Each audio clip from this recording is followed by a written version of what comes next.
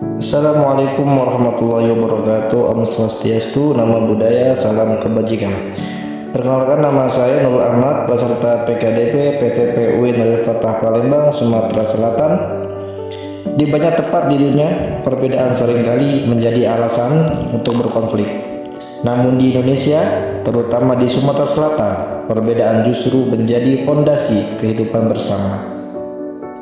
Di tepian Sungai Musi yang membelah kota Palembang sejak berabad-abad lalu, berbagai etnis, budaya, dan agama pernah bertemu, berdagang, berinteraksi, dan membangun peradaban.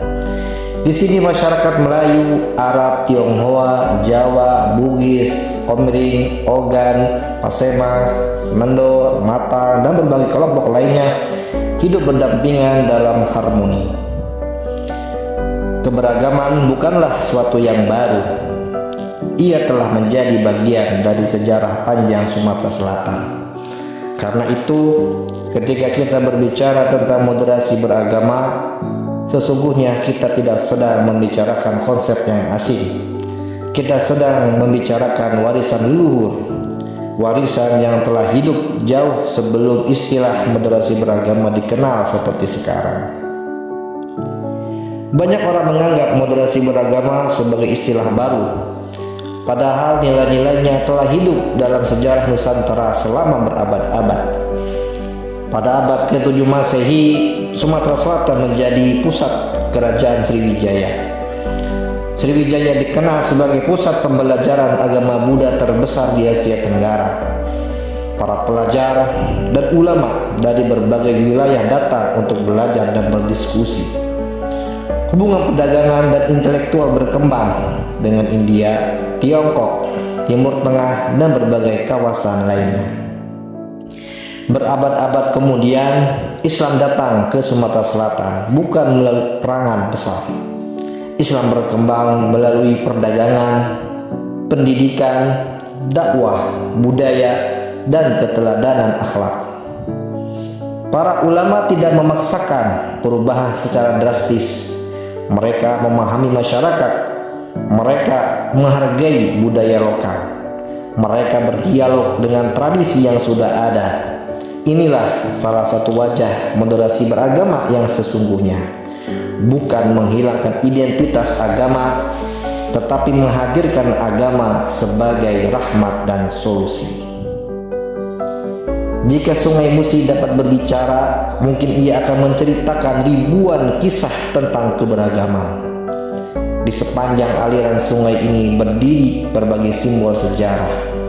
Kampung Arab Al-Munawwar, kampung kapitan yang menjadi jejak komunitas Tionghoa, masjid tua yang berdampingan dengan kawasan multietnis, Pulau Kemarau yang menjadi simbol persahabatan budaya Melayu dan Tionghoa. Tempat-tempat ini bukan sekedar destinasi wisata. Mereka adalah bukti bahwa masyarakat Sumatera Selatan telah lama belajar hidup bersama dalam perbedaan. Mereka memahami bahwa identitas tidak harus menjadi alasan untuk saling meniadakan. Justru identitas yang beragam menjadi kekayaan yang memperkuat masyarakat. Moderasi beragama di Sumatera Selatan lahir dari pengalaman hidup yang nyata, bukan sekedar teori, bukan sekedar slogan, tetapi praktik sosial yang diwariskan dari generasi ke generasi. Karakter masyarakat Sumatera Selatan sangat dipengaruhi oleh budaya Melayu. Dalam tradisi Melayu terdapat nilai-nilai penghormatan, kesantunan, musyawarah, dan gotong royong. Ketika Islam berkembang di wilayah ini, nilai-nilai tersebut tidak dihilangkan. Sebaliknya, nilai-nilai itu diperkaya dengan ajaran Islam. Lahir tradisi keagamaan yang menempatkan adab sebagai bagian penting dari keberagaman. Masyarakat diajarkan untuk menghormati orang tua, menghargai tetangga, menjaga persaudaraan, menyelesaikan konflik melalui musyawarah. Dalam konteks inilah Islam tumbuh sebagai kekuatan moral yang menyatukan masyarakat, bukan memecah belah, bukan menciptakan permusuhan, tetapi membangun harmoni sosial. Indonesia adalah salah satu negara paling beragam di dunia. Lebih dari 280 juta penduduk, ratusan suku, ratusan bahasa daerah, berbagai agama dan kepercayaan. Keberagaman sebesar ini sebenarnya dapat menjadi sumber konflik yang tidak pernah berakhir. Namun di Indonesia memilih jalan yang berbeda. Para pendiri bangsa kini menyadari bahwa negara ini tidak mungkin dibangun dengan menghilangkan perbedaan. Karena itu, mereka membangun fondasi kebangsaan yang mampu menaungi semua kelompok. Pancasila lahir bukan untuk menghilangkan agama, tetapi untuk memastikan bahwa setiap warga negara dapat menjalankan agamanya dengan damai dan bermartabat. Disinilah moderasi beragama menemukan relevansinya. Moderasi beragama bukan hanya kebutuhan agama, tetapi juga kebutuhan bangsa. Saat ini, tantangan terbesar moderasi beragama tidak lagi datang dari perbedaan fisik. Tantangan terbesar datang dari dunia global digital. Satu informasi yang salah dapat menyebar ke seluruh Indonesia hanya dalam hitungan menit. Satu ujaran kebencian dapat memicu konflik yang luas. Satu potongan video yang tidak utuh dapat menimbulkan kesalahpahaman. Kita hidup pada zaman ketika teknologi berkembang sangat cepat, namun kedewasaan sering kita tertinggal. Karena itu moderasi beragama hari ini tidak cukup hanya diajarkan di ruang kelas.